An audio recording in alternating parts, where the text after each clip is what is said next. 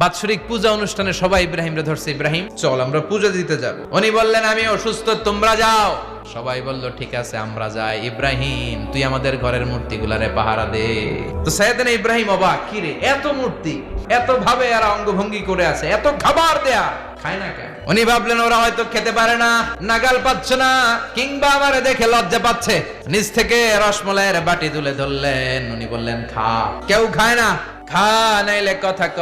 খায় না, কথাও কয় না, বাকি আছে মায়ের মারতে শুরু করলে। যতগুলো মূর্তি ছিল সবগুলো মেরে বড় মূর্তিটার গায়ে মারতে যাবে, in the mean time stop না, এটারে মারুন। আর বুদ্ধি করে কুড়ালটারে বড়টার কান্দে ঝুলাইয়া দিলে।